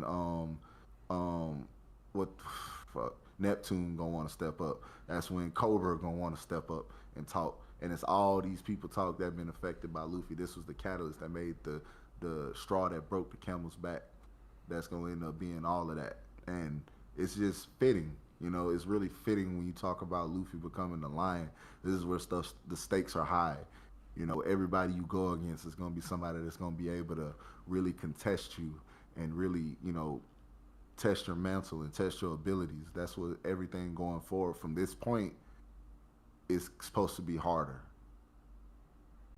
That's just how it goes. And that's literally, like, I agree with you wholeheartedly. Like, you could have started right here. This arc is just great. It starts everything. Like, it starts the story. It starts the hype. It starts pretty much just the ladder. Everything here is the ladder, climbing up, and the metaphor just gets deeper. And then I don't know. The one thing though, I don't know when. I think is it just Kaido when he transcends into the last one, and we start to see it slowly through spurts in this next leading up to Wano, like in Zoe. What are you talking about? Like essence of the baby when we start seeing. No, the child. So the child is gonna be that because what has to happen is the lion has to fail against Thou Shalt. Okay, so yeah, that's basically answers my question. So we gonna start seeing that once we get to Wano. That's something that has to happen first. We're just gonna see more and more of the lion. But the thing is, like, as the Ubermensch wins support, he'll have followers. Like, he'll gain followers even if he doesn't want them. And that leads us into the thing that ends the arc is all the people that he saved wanting to join the Straw Hats crew. And he's just like, nah, I don't want it. And that the Ubermensch isn't going to want it either, if you remember. Yep. Like, he just wants those that's close with him. It's not that he doesn't want followers. It's just that he doesn't want subs. He only wants people to follow him only because they want to, not because he wants it. And this is the part we see of the not because he wants it that Luffy stands on more than anything. And then he's just like, but we're all just friends, so we don't have to be a fleet together. Come to you. Yeah, like, I'll come save y'all. Came to my aid, I'll come to y'all aid. That's pretty much how it goes. We're friends. I'll save y'all save me. Like, he even says, I just want to be king of the pirates. I don't want to be some kind of a big deal. And everyone's just like, are you retarded? Like, king of the pirates is the biggest of deals. What are you talking about? But he's just like, if we're in trouble, we'll call you. If you're in trouble, you call us. And he's just like, I just want to be free. If I have a group of people following me, I can't be free. And then Bartholomew's just like, wait, you want us to be free? Well, how about this? Fuck you. We're still flying your flag. Yeah. He's like, we're free enough to make that decision for ourselves. Yeah. Go fuck yourself, kid. And just starts flipping them off. Anyway. Yeah, drinks the sake anyway. You ain't gotta drink it. Well, remember, Zoro drank all of it, so it's Gucci. Yeah. Or Zoro and Frankie. Like, you see Zoro, Frankie, and Usopp. Like, in the manga, it's hilarious because it's just in the background. Like, they're, like, trying to hide it. Like, how the manga shows it. Is, like, they're trying to hide the fact that they're drinking all the sake. But they actually show them do it, like, full spread in the anime. I just like how in the manga they, like, try to pretend that they're not doing it.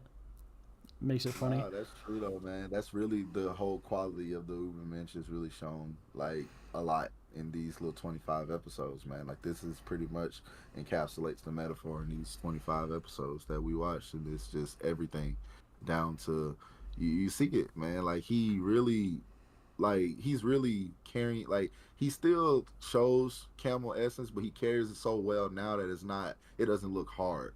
That's what he ended up becoming in Lions. He just fight like he just, bro. I'm just doing lion stuff now. Like, bro, I can. You gonna mess with mine? I'm gonna mess with yours, and I guarantee you, I'm gonna Cause come like out on what the top. lion is supposed to do is the lion is supposed to rip a spot upon all other moral systems to show that the new moral system that the child creates can stand on its own. Yeah, basically building his own Yeah. morals, or yeah, building his own morals to show the boundaries that he finna get ready to stand on. And as a child, I guess he does those so effortlessly that it almost looks like he's doing it freely, to the point where it's almost like he's doing what he wants to do as a child would. Sort of, kinda, to Yeah. paraphrase. And I think that well, no, I'm almost forgetting something very important. Very, very important for the next part. I almost forgot something super important. And what might that be, corrupted? Two things that are super important before we're done for the week is that Isho gives a parting gift to the Straw Hats, and that's sinking all the pirate ships that are chasing them. Because Yeah, he really likes Luffy and he wants Luffy to make it because he that believes was Luffy will fix a lot of the injustice. weren't those the little bounty piece, the little bounty hunter pirates that came at the Yeah, end, that there's a bunch of trying bounty to hunters. trying to capitalize on a weakened Luffy. Yeah, they showed up to get Luffy because his new bounty is so high. Yep, this is when we got the 400, wasn't it? Or what? 500. Yeah, this is the 500. Yeah. Yeah. Um, and then we get the little bit of CP0. They were there not just to help Dofi, but they were trying to find something while they were there. And the implication is that it was probably the like they made it sound like they were trying to find a smuggler or something like that, right? They were trying to find something that wasn't there. But something to like it's the all of the military weapons left in the underground port were stolen after the incident concluded. So it's like they're like telling you that the what's it called, the Revolutionary Army took all the weapons, stole all the weapons out from under their nose. And then the other thing that it tells us is that like CP9 stayed back the entire time, but they chose not to do anything, which is interesting. Like Rob Lucci was there the entire. And remember, Rob Lucci is probably in his awakened state at this point, because where they're at now in the manga is only like a couple of weeks after Dressrosa. You know, like it only takes place a couple of weeks after Dressrosa. Like Egghead only takes place like maybe a month.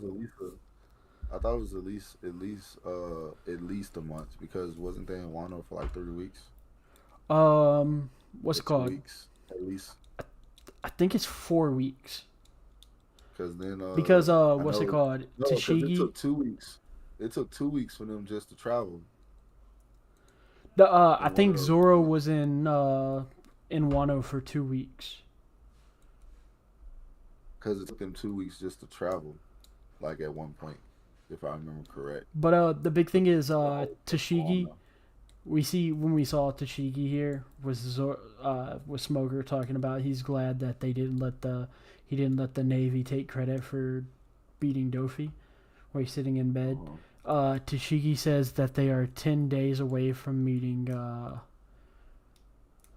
10 days away from being at Egghead, but they get turned around uh, in like the end of Whole Cake, I think, because Whole Cake doesn't last very long at all. Like chapter wise, it's a bunch, but like chronologically, it doesn't take that much time. I think it's less than a week. Yeah, Right. it's like I think like the longest part of it is getting there. Yeah. Because it's like, it gets only like a month from the end of Dressrosa. Maybe 8 weeks at the most. Like a month and a half at the most. But like, yeah, sorry. Yeah, had to yawn. Excuse me.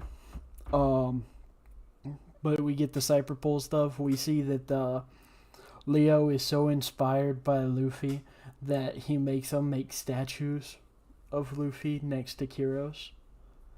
And they're just like, shouldn't we be more worried about putting the buildings back together? And Leo's just like, nope, we gotta build Luffy a statue. Which is pretty funny. He's like, nah, bro, you don't get it. The statue's more important. Trust me. Trust me. Trust me, bro. The statue is much more important. And then everyone's just like, you know what? The statue looks really cool. Maybe you're right. And that's like how pretty much these episodes end. Yeah. And it's just crazy. gets ready to go into the real stuff. Trying to tell you, man, this Dressrosa really is a catalyst for the beginning of all of this, man. It's crazy. It's crazy. Yeah, Dressrosa is where it's all gonna like get real. Like we're about to learn the real story of One Piece next week. Yeah, the real clashes are about to happen. Yeah, but I think that's gonna be it for this week, guys. Thanks for everyone that stopped out. That's been it for our installment of Dressrosa, man. We got through Dressrosa, bro. Now we in Zoe. Yeah, that's Zoe's crazy. gonna take technically a week and a half because it's like 35 episodes.